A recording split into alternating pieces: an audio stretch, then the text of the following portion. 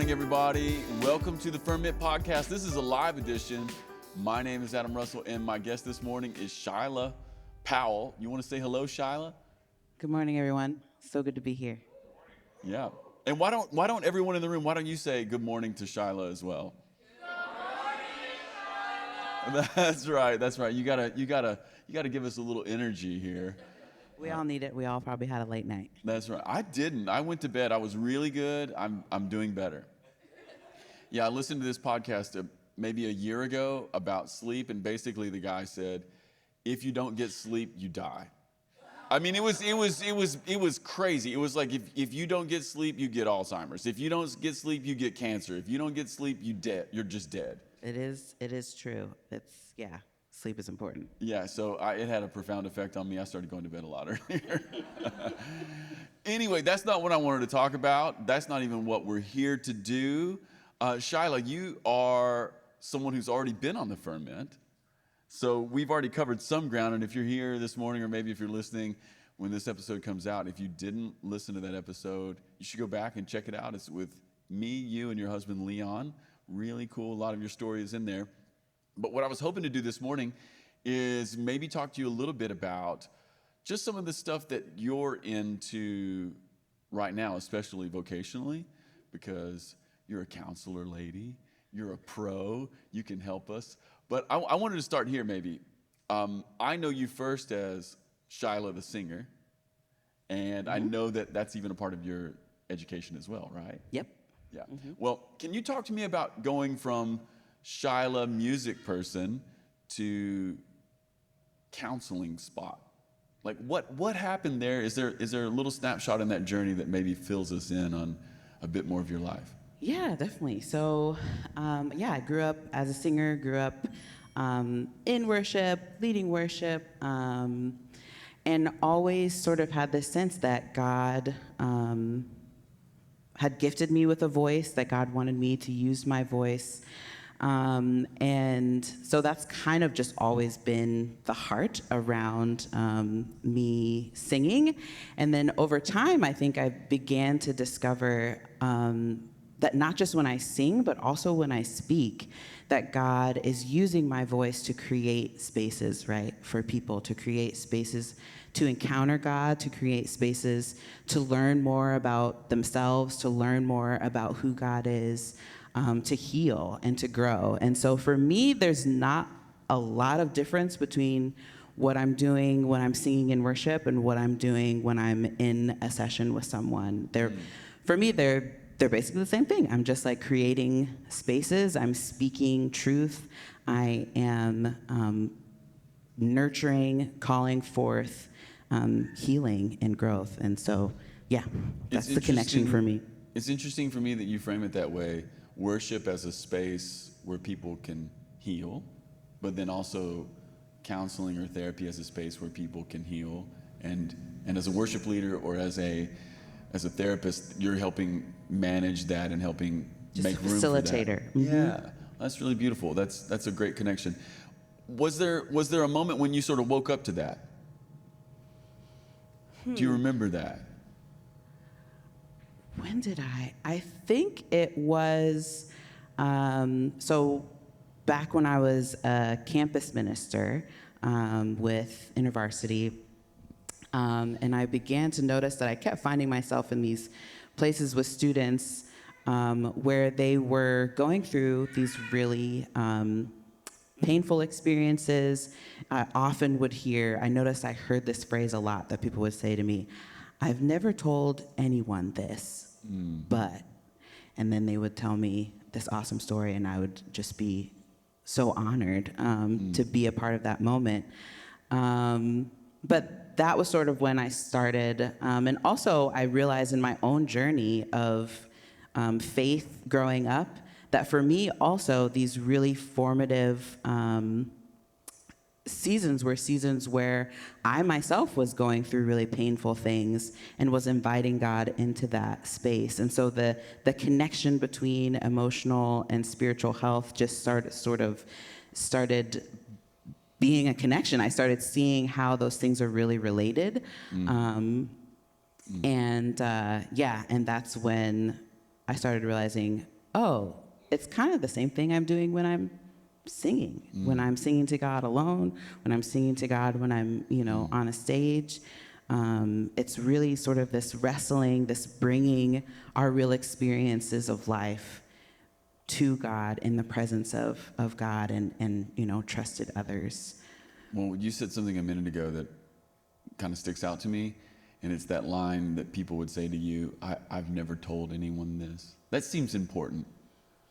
Mm-hmm. That seems important. It seems like something that maybe all of us could pay attention to, being that kind of person that someone could say that to. Mm-hmm. And perhaps it even seems to me like a discernment post. It's kind of the way I heard it when you were telling that story. It's like a little place where you're beginning to wake up. Oh, God has made me a certain way. God has built something into my life, and you're becoming awake to something. Yes. Yeah. Yeah. So it was definitely that. I think at first, whenever it would happen, I would just I would be surprised every time. Yeah. And then over time, I was like, oh, I think this is a pattern. I think this is something. And also, I love that. Like, I love that space. I love being able to be that kind of space for people. And I want to get better at it. And so that's what sort of sent me on the path to getting more training as a mental health, professional, still incorporating faith and spirituality in those things, in those spaces. Okay, well, let me ask you this question, especially as it relates to counseling and therapy. Talk to me about why we can't heal ourselves. Talk to me about that, because one of the things you even see in the scripture is no one heals themselves. Everyone has to come to Jesus, or somebody needs. I even think of the moment in the Gospels where there's the lame guy, right? Mm-hmm. And his friends pick him up. Yes. And they take him to Jesus. Mm-hmm. So even his journey to Jesus isn't a solo affair. Mm-hmm. We just need help. So can you talk to me about that a little bit? Why is it that when we're dealing with something, like we just can't fix ourselves? That would be so great. Wouldn't it? It'd be just great to have that short, I wouldn't the easy have a button. Job, but that would be fine. Yes, give me the easy button. Yeah. That would be great if we could just be like, oh, I want to be different now, and then just be different. But I really think, while on the one hand I think that would be great, on the other hand I don't, because I really feel like there's something in the way that God made us that God really feels like relationship is important. And we see that, when Jesus is saying to people, like, what's the most important things? Love God, love your neighbor, love yourself. And that there's something about that. Even when, these stories of when Jesus is healing and people come up to him, and Jesus, this is like someone who probably has like a physical, like something that you could look at them and say, oh, I know what's going on. They'll come up to Jesus, and Jesus would say, what do you want me to do for you? Mm-hmm. And I don't think that's because Jesus doesn't know. I think that's because there's something in us being able to say to another person, I need help. Yeah. Oh wow, I'm getting a little emotional. I am broken. I need help. Yeah.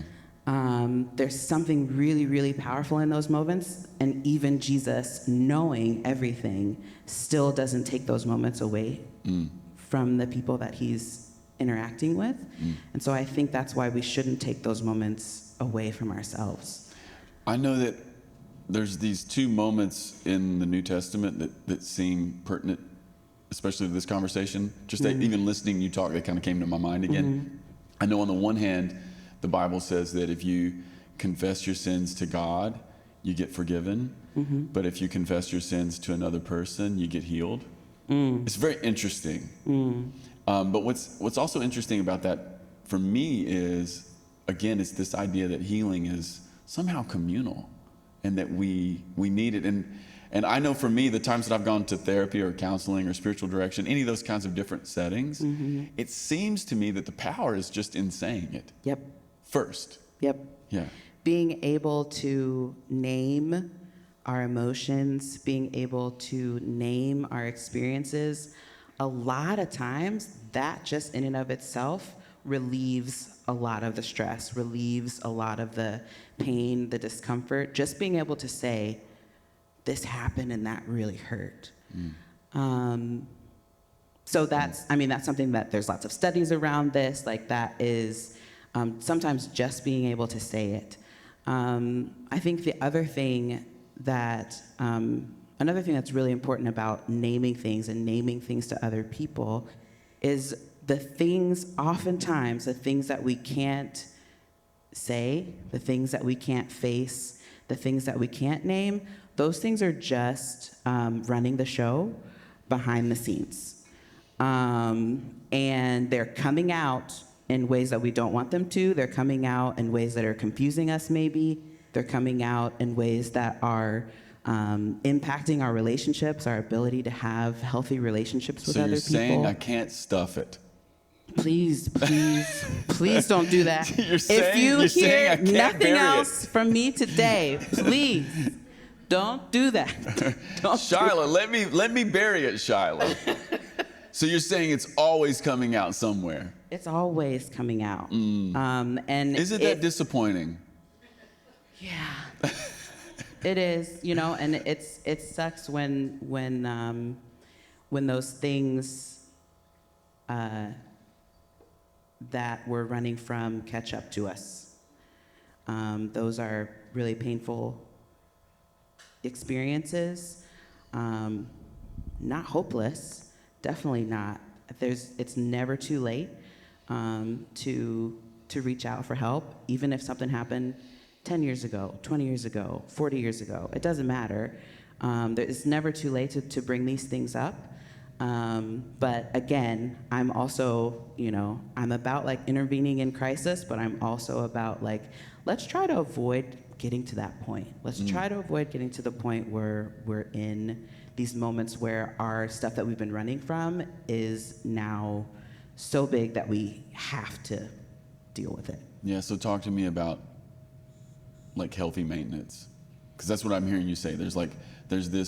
Maybe there's buried trauma. Like some of us even in this room, and certainly somebody who's listening to this podcast has buried trauma. Like some of us, we just do, right? And so that pops up sideways. You're telling me I can't bury it, dang it. I have to deal with my daddy issues, But then beyond that, I'm hearing you also say, there are healthy patterns that we can live into that help us be our best selves. Can you talk to me about that other side as well? Sure. Yeah. Really anything that helps you to stop. So like whatever you're doing, the things that you like to sort of busy yourself with, whether that's binging Netflix or work. So I think sometimes people, Yeah, but I get pats on the back when I go to work more, Shyla. I know, but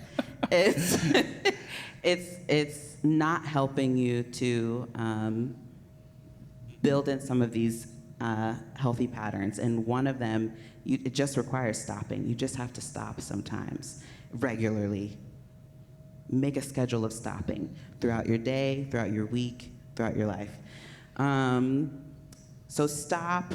Also notice. So once you've stopped, you can begin to notice, what are some of these, what am I feeling? What am I feeling in my body? What am I feeling in my heart? What am I feeling? How am I feeling about God? How am I feeling about myself? All these things you can sort of begin to notice and become curious about those things without judgment. That's a very important aspect of this because shame does not help us grow. Okay? So stop. Anything that helps you to stop, anything that helps you to notice patterns that are coming up in your life, and anything that helps you to move in a different direction. If you're noticing that there are patterns in your life that's like, man, I don't like that that's there. I don't want this to continue to be a part of my life. A lot of times, in therapy, one thing we say a lot is just do the opposite. Just like do the opposite of that, and see what happens. It's like when George Costanza did the opposite, and he got a job at the Yankees. Did you see that episode? I'm not a Seinfeld person. It's one of the best Seinfeld episodes ever. Okay. He just decided to do the opposite, and everything went great in his life. Really? Yeah. That's awesome. Yeah, do that. The George Costanza, do that. Yeah. So lots of things can help you do this. So practices of meditation, reflection, journaling, those kinds of things can help. Tools like the Enneagram, that's been really helpful for me. I've been using that for like a decade now. That's kind of my go-to whenever I'm like, okay, I feel like I need to check in on some of my, like, where am I at? Where am I, maybe moving towards less healthy patterns, and where can I sort of reset and readjust? So Shyla, like I'm a prototypical Enneagram 8, and I hate journaling. Oh. What am I going to do, Shyla?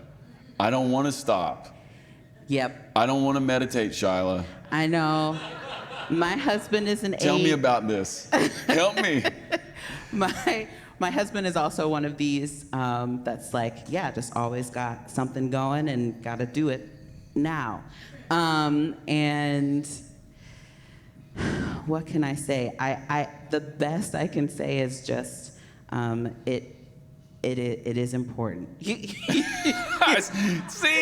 What in the world? I knew it. I knew you were going to say that. I could feel it. There's not a shortcut. Unfortunately, it does require stopping. Yeah. There's not like and anybody that tries to tell you that there is not telling you the truth. There is not it requires stopping. It requires making that space. Yeah. And even people like me who feel very comfortable not doing anything, that does not mean that we're always creating these kinds of spaces for ourselves either. That sitting down and really sort of creating that space of reflection, creating that space of processing, it's scary for everyone, no matter what your natural sort of personality type is, or you're bent towards action or bent towards inaction, I guess. Yeah. It's hard for everybody, but it does require. Yeah, I had to learn it. It was almost like building different muscle memory, and it took me the better part of a decade. Oh yeah. Yeah, it didn't happen until I was like 30. And then I realized, two things, at least just in my Enneagram 8-ness. I realized I can't be happy unless I do something extremely physical every day. It's like some of my emotional energy, it was weird. I was realizing a lot of my emotional static would go away just by throwing barbells around. Yep. It was just like, there's a dust layer of like stuff that's on me, and if I will just go to the gym, it goes away. Yep. But then also, spiritual direction became a tremendous place for me. And if I schedule it, it's weird. If I'll schedule it, I'll go and I'll have a great time. But if I don't schedule it, I don't go, and then I don't go, and I just work. Yep. So I had to learn just the power of scheduling it, or even giving someone else permission to schedule it for me. So, Heather can schedule it for me, or whatever, or hey, somebody can knock on my door and say, hey, are you doing this anymore? And then, oh yeah, I'll do that. And if I put it on the calendar, it'll happen. It's great. Yeah, that is the work. That is the just noticing, okay, if I don't schedule time for this, then I'm not going to do it. And then, then you can chart a path forward. That's the amazing thing about noticing these things, and particularly noticing these things without that kind of shame spiral that can happen sometimes. It's just like, oh, this is the thing that I'm doing. Then I feel like, Enneagram 8s are particularly good at this. Like, this is the thing that I'm doing. It's not working, so I'm just going to do something different. And it can be that simple. I think sometimes we spend a lot of time beating ourselves up about not doing the things that we think we should be doing to like get better, to heal, and that's also not. Well, one of the things I learned about my shadow side is I'll just work to avoid the pain, right? So I'll just throw more things on, and people will even give me a pat on the back and go, "You're working really hard. You're great." Yeah. One of my last little spiritual direction moments, my little spiritual director guy, he was like, "Hey, Adam, can I?" This is at the very end of the session. It was pretty great. He's like, "Hey, can I give you a fatherly word?" I'm like, "Yeah." He goes, "You work really hard." He goes, "You are very impressive. Would you like that on your tombstone?" And I said, "That is a tremendous question." And we had then we had the best moment maybe ever. Yeah. But it was just again, you keep using the word noticing, and it was like, oh, I am doing that thing where I will just do more things to avoid looking at the real issue. Yeah. Those end of the session moments. Hey, let me put this little grenade in here for you. It's, yeah, either like the therapist will do it. My favorite is like at the end when someone I'm talking to will just be like, "Oh yeah, also this," and I'm like, Wait a minute, wait, why didn't we start there? "Yeah, okay, Yeah. let's start there next time." Yeah. That's so good. Okay, can we maybe shift gears here just for a second? Sure. Okay, this is something I've been thinking about, especially for pastors, leaders, worship leaders, people who are leading stuff up in front of people. You know, we do this church work, and I've been thinking about 2020, which we could probably talk about several things here. I've been thinking about pandemics and masks, no masks. I've been thinking about Trump, no Trump. I've been thinking about politics in America. I've been thinking about everything that's happened. And I've been thinking about the accumulated weight that leaders face when it comes to criticism. Because it feels like, I was telling a friend a few months ago, it feels like 2020 was just losing, right? And it didn't matter what you chose. It was just like, you're going to lose, right? Yep. So you just had to choose, how do I want to lose? Yep. That's what I'm not saying that's true. I'm just saying how it's felt. And I don't think I've ever experienced as much just criticism that had a little more intensity to it, you know? So talk to me about being a leader, and you know, church is filled with people who have opinions, and that's fine, right? But talk to me about how do we make it for decades in leadership and have a healthy relationship with criticism? Where do we put it? How do we handle it? Some of it's legit, some of it's not. Help me. Yep. Yeah, I feel like that is so hard, and I feel for pastors a lot. I think pastors and leaders, because oftentimes we can sort of be the lightning rods for the things that have happened in people's lives, legitimate, you know, pain and brokenness that they've experienced in their past that is triggered by, unknowingly, by something that we said, something that we did. And so I think the biggest thing when receiving criticism as a leader, the most important thing is discernment. So discerning in that moment, okay, one, what is coming up for this person? How can you sort of empathically listen, which I feel like a lot of leaders are you know, more gifted at, being able to listen and really hear what's going on with this person and why they're bringing this criticism. But I think also along with that same level of empathy and care that we have for the person that is bringing this criticism, we should also have for ourselves. Because yeah, sometimes there might be stuff that people are bringing up that actually is legitimate, you know, is like, oh, you know what, that's a blind spot. I did not realize that. And I didn't mean to hurt you in that way, but now I know, and so now I can do differently. So having that kind of ability to be honest with yourself too in those moments, like in a really loving way.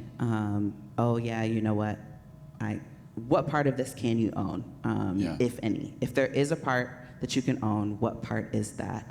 And saying that to whoever the person is. But also knowing that, sometimes I feel like particularly pastors, there's a lot that gets projected onto pastors in particular. And this is something that, in the mental health field, like we learn a lot about projection. We learn a lot about how, where that comes from, how to work with that, how to manage that.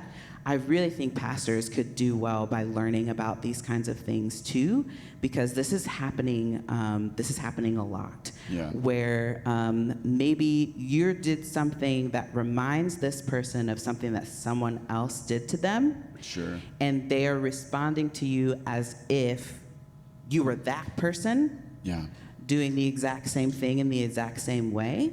And oftentimes, a lot of times, that's not the case. And so that's, as a pastor, as a leader, that's a great space to be able to pastor that person through what they're experiencing and say, oh man, I am so sorry that this has happened to you. I'm so sorry that this person hurt you in this way. And to be able to differentiate and to help, that will help them to differentiate as well, to say, this is how what I'm doing is different than what has happened, to you before. This is the intention, this is, being able to differentiate that helps that person to say, oh, you know what? Maybe I need to go to spiritual direction or go to therapy or find a space where I can process some of these things because it's coming out in a way that I didn't even realize, and so. That seems like high level stuff at a certain level. It's like, Sure. this takes a lot of awareness on all of us, doesn't it? Yes. Yeah. Because I hear you saying two things there. There's a sense in which maybe as a leader or as a worship leader or somebody who's doing any kind of leadership stuff at church, maybe I have a blind spot. Mm-hmm. Like, you definitely do. Yeah. Not maybe. You do. Shyla, maybe. No, I'm just kidding. So we have blind spots. So there's that sense in which we have blind spots, and the bad part about blind spots is you can't see them. You don't know about them. Yeah. You don't know about them until someone points them out to you. Yeah. So there's that, and then in that part, we want to own it. And I love what you said about trying to be loving to ourselves. It's like Mm-hmm. But then the other part is, man, maybe this is projection. Mm-hmm. Maybe I'm a stand-in for this person's daddy issues, or maybe I'm a stand-in for this person's previous bad experience with a leader or whatever. And we have to notice that and have some sort of sense of discernment, which is that feels hard. That feels big to me. Yeah. It's hard work, and that's why for pastors and leaders, it's so, like, this kind of work, your own sort of self-work is so important, because this is stuff that you're dealing with many, many times every day. And like you said, over years, this kind of stuff, if pastors and leaders aren't doing their own kind of self-work, that's the kind of stuff that's going to lead to burnout. That's the kind of stuff that's going to lead to, like, negative ministry outcomes, difficulty in relationships with people. You're going to stop wanting to, like, hang out with people. You're going to stop wanting isolate. to Feels like death by paper cuts. Mm-hmm. Yeah, it's like none of the moments were mortal wounds, but they eventually get you. Yep. Right? Yeah. Yeah. Well, that's really good. It's hard advice, Shyla. Maybe I have a blind spot. Not maybe. Let me have the maybe. No, that's great though. It's really great. And that does feel like that if we grow in this kind of self-awareness, because that's part of what I'm hearing you say is part of the discernment in these kinds of moments is actually knowing yourself, right? Oh, yeah. Having some kind of a third person view on some of my blind spots. Yep. Yeah. And that's a lot because you're managing your own reaction to this. You're trying to manage their reaction to this. You're trying to figure out, that's a lot of stuff to be doing at the same time. Not impossible, just takes practice. And it just, like all these things that we've been talking about, building in these practices, throughout your life, throughout your days, helps you so that in these moments, it doesn't feel like you're like a deer in headlights, or it doesn't feel like you just don't know what to do, or you're reacting rather than caring and pastoring in that moment. That's a good word. Reacting rather than caring or pastoring. Man, I want to care and pastor, right? You used a word a moment ago that I'd love for you to maybe unpack a little bit. You said differentiation. Oh. And that's been showing up in some books I've been reading in the last couple of years. Can you unpack that for us? Because that's been a powerful tool and a powerful idea for me and then for my staff. Sure. Yeah. Yeah, differentiation, it's used in actually a lot of different ways in the mental health field. I think in that sense I meant to really, it's just sort of a process of being able to say, this is me and this is you. Yeah. And being able to accurately know the difference between those things. So in families, sometimes when you grow up, you talk about the process of differentiating from your parents, which is the process of learning, oh, I am a different person than my family. I'm a different person than my parents. And so it's really the process of differentiation is just getting to know what is me, who is me, who am I, and then what is not me. And that's a really important process for any, for spiritual growth, for mental and emotional growth, for relational, definitely for relational healing and growth. Being able to have those boundaries around and healthy boundaries around who you are and what you are bringing into a situation versus someone else and what they might be bringing. Well, even in that little thing we were talking about a moment ago with criticism, it seems like being a differentiated person really helps, doesn't it? Because again, I know what's mine. I'm learning what's mine, and I know what isn't mine, and I don't have to carry that. Yeah, that seems big. I know that last year we, some of us in the Vineyard USA world, we got to hang out with these two leaders, Jim Harrington and Trisha Taylor. Okay. And they did some work with us specifically on differentiation, and I love the language they put around it because they called it defined and connected.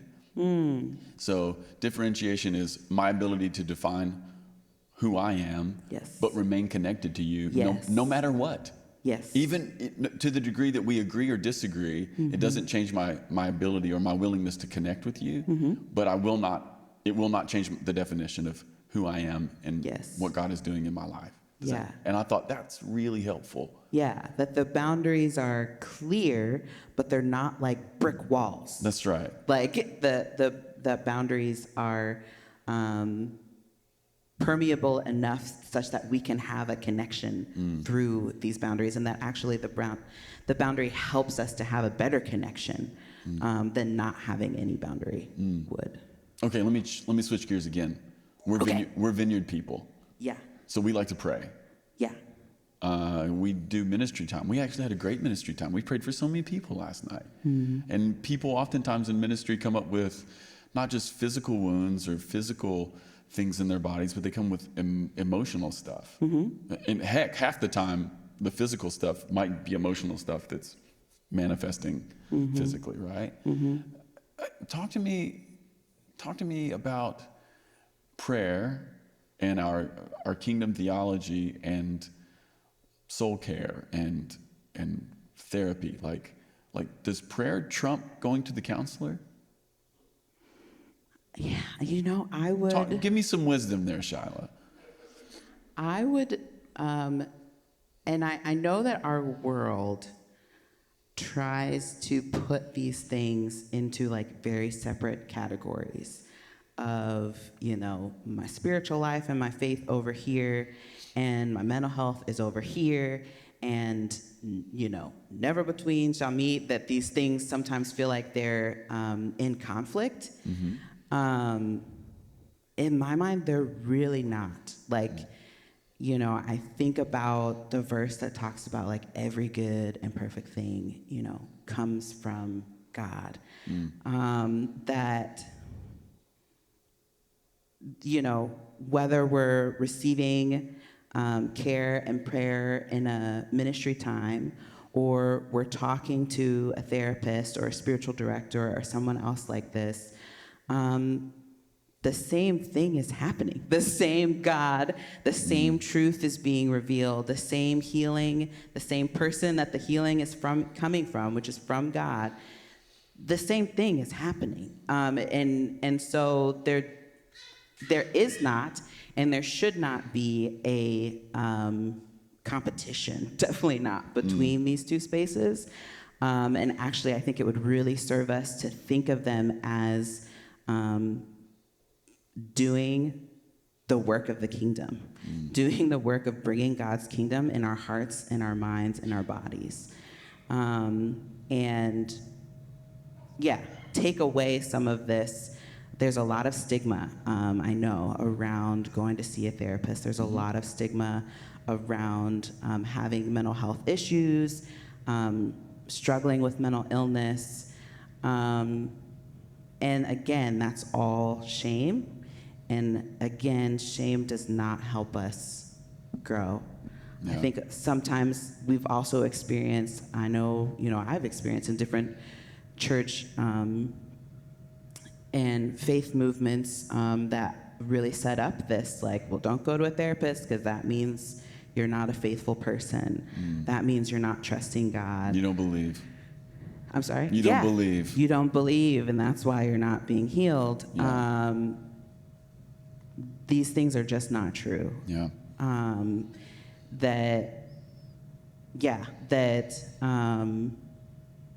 Again, that's all shame. If it's shame, it's not God. Amen. And so what I'm hearing you say is get prayer. Yeah. And get a counselor. Yeah.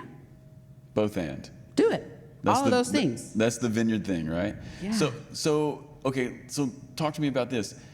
Maybe someone's listening and they're like, I've got some stuff in my life, but I don't know if I need to go to get a counselor, How would you say someone might know that they need to get some outside help that goes beyond coming down front for a ministry time or having a friend pray for you? Which, let's do those things too. Yep. Well, the first thing I like to tell people is if you're thinking about going to see a therapist, just go see a therapist. Like, just do it. If you're wondering, like, is this something that I could talk about with a therapist? The answer is probably, definitely yes. Yes. And you do not have to, I think sometimes we're like, am I in like a bad enough place that I need to go see a therapist? Am I bleeding enough? Yeah. Yeah. Am I mortally wounded? Should I go to the doctor? Yeah. So my thing, and speaking from, the perspective of a therapist, therapists love it when therapists are there for those crises, again, but therapists also love it when you're like, I'm just coming in for a checkup. I'm just coming in for like a tune-up. Here's some things that are going on. Here's some things that I'm thinking about. Here's some things that I have, some feelings that I don't understand, or some feelings that I want to understand better. Let's talk about it, because therapy is not just for crisis. Therapy is for wellness. Therapy is for flourishing. There's a whole spectrum, and it doesn't just have to be reserved for when we're in crisis mode. It can also just be like, you know what? I just want to go talk to someone and become curious about my life and get another set of eyes who have training and experience to help me become the most whole and healed version of myself. That's a great little riff there. Therapy, just as a tune-up. Just go for a tune-up. Yeah, my husband and I, we've been married for 7 years. We just celebrated 7 years. Woo! Yeah, I like him a lot. Is he here? Oh, okay, there he is. Just for those of you who are listening or maybe watching this on YouTube Yes. later, That Leon's was in Leon. the back. He's got his hand up. Woo! He's holding our baby. Yeah. This is wonderful. Yeah, we're like one of our 7-year marriage to-dos is let's just go in. Let's just go. We're we feel pretty good, generally, but it's let's just go in. It's been 7 years. It's been a pandemic. We had a baby during a pandemic. We had a foster child, Yeah. let's just go in and just get a little tune-up because Well, we do not want to get to the point where we're That's right. either therapist, you have to fix our relationship, or it's done. That's right. Well, even when you were saying that, I was thinking, man, I go get my cholesterol checked every year. Right. You get your blood checked. They just check Yeah. it up. This is all the same. We feel like it's okay to go and get, our yearly checkup with our doctor, but for Yeah. some reason we can't, or it's harder to do that when it's a therapist or a spiritual director. But it's really the same. Isn't it strange how we do that dualism thing all the time? Oh yeah, I'll go get my cholesterol checked, but no, I'm not going to talk to anyone about any of my things. That's a good word. Love that. Shyla, is there anything else that you'd like to say to Vineyard worship leaders? There's some here in the room. There's a bunch of worship people here in the room. There's definitely a bunch who will listen to this later. You've said a lot, but maybe there's something else you'd like to say to Vineyard worship leaders who are leading week in, week out. What would you like to say just from the seat that you occupy? Yes, I've been thinking a lot, and honestly, I've been feeling a kind of burden or a concern, particularly for leaders slowly coming out of this pandemic season. It's been a lot. A lot has happened. If you just think back to your life in February of 2020, which was just last year, think back to February 2020 and now, and all the things that have happened, all the changes that have happened, all the loss that has happened. It has been a lot, and so I'm really concerned, particularly for leaders, worship leaders, that we are really prioritizing our health and healing in this next season, because what happens when you go through these really stressful seasons is it just puts so much pressure on everything in your life. And it reveals, I think, what in your life was really, really strong. And it also reveals where there may have been some cracks. And maybe there's been some major damage in the foundations of your life, in your relationships, in your health. And it's really important to take some time and notice those things. And move towards health, whatever that looks like. If it's, just as simple as creating a practice for yourself of meditation, or going to see a therapist, going to see a spiritual director. It's this next season, I feel, is going to be really, really important for us to prioritize those things, because if we just go back and just try to layer everything back on in our lives, that was there before, one, that's not really going to be possible, but two, we're going to set ourselves up for bigger issues later. So that's something for worship leaders in particular. I also just want to say, as the people who are helping people to sing about and declare the truth of who God is, that if you find yourself singing words that it feels hard to believe, if you find yourself leading other in experiences that feels hard for you to access on your own, those are great things to become curious about, and with lots of empathy, and to ask God, okay, to do that thing of saying, I need help. God, there's an area of life where I am not experiencing you, or I want to experience you more.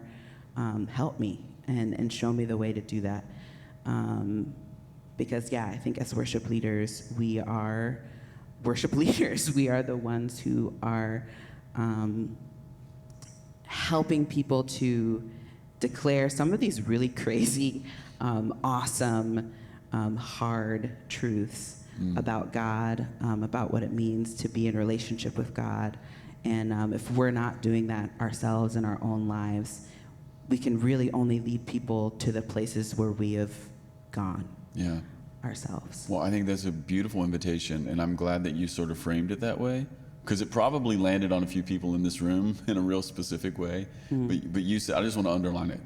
You said if you're leading people in experiences that you're currently not feeling like you have access to, that's a great question. It happens. There's no shame. It happens all the time. That's a great question. So good. Yeah. Well, that was so good. Shyla, thanks for hanging out. Thank you for inviting me. Are you kidding me? This is awesome. You are welcome here anytime you want to come back. Thank you. Also, Thank you. and also, Shyla, I just want to say I forgive you for saying that I have a blind spot. Okay? I do not receive your forgiveness. Oh, man. Shyla, if somebody wants to connect with you beyond this podcast, like maybe someone was listening and going, oh, I really would like to talk to Shyla, how could they do that? Yes. You can email me. I have a soul care ministry that I'm kind of getting started called 3 Love, the number 3, LOVE. And you can email me at contact3love@gmail.com if you'd like to set up a soul care session. I do one-on-one soul care sessions. Or if you're just someone that would like a pastor or a leader, or really just anyone who would like to talk more about the intersection between emotional and spiritual health, I love having these conversations. That's right. I could do it all day, every day. So please, feel free to reach out to me there, contact3love@gmail.com. Yeah, we'll put it in the show notes. Yeah, so good. Hey, thanks for coming on. All right, everybody, give it up for Shyla.